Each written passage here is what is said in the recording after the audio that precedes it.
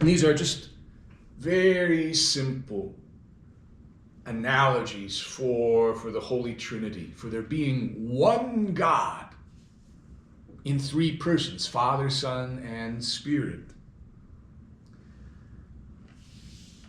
Not only that, but the Holy Trinity is imprinted on us. It's imprinted in our very nature, but all the more so in baptism. So the next aspect of the lesson is this activity, and they're always color coordinated, so there'll be the green activity that you'll find in your folder, and it comes along with a couple of hearts. And what you do is you can cut it down the line according to the numbers of kids. You can run some copies if you need them, but otherwise you place the heart over the image, and then you color, just kind of randomly, kind of scribble with the crayon or the marker all the way over. And so when you remove it, you see the imprint of the heart. And the image of God in his love, in his shared life, is imprinted on our souls.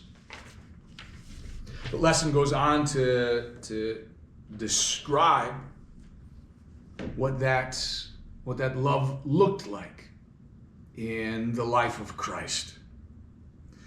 That love of a shared life, that Jesus opened that up to us.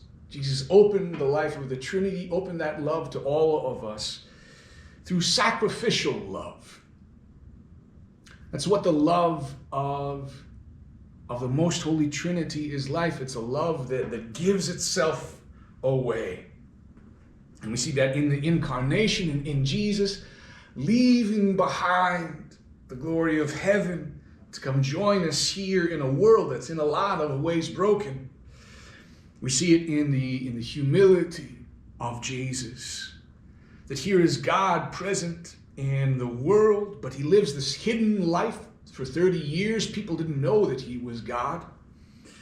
We see that sacrificial love in his mission, in his ministry, in all the time and effort that he spent in preaching and teaching and healing the people in need. And we see it above all in his suffering and death.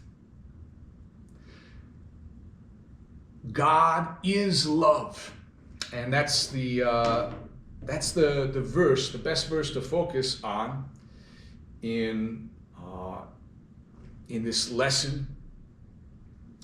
We read in 1 John, the first letter of John, not the Gospel of John, but the first letter of John, chapter 4. We've come to know and believe the love that God has for us. God is love, and whoever abides in love abides in God.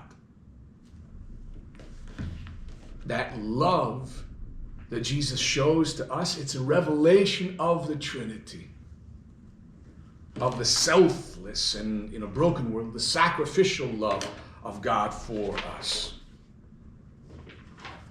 And then the kind of lesson concludes with a message from Pope Francis.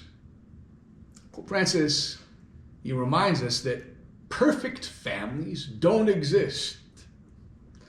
There's not one of us, not one family that exists with all of the virtues, who are perfectly kind, perfectly merciful.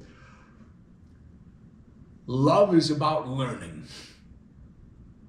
Here in this world, love is about learning.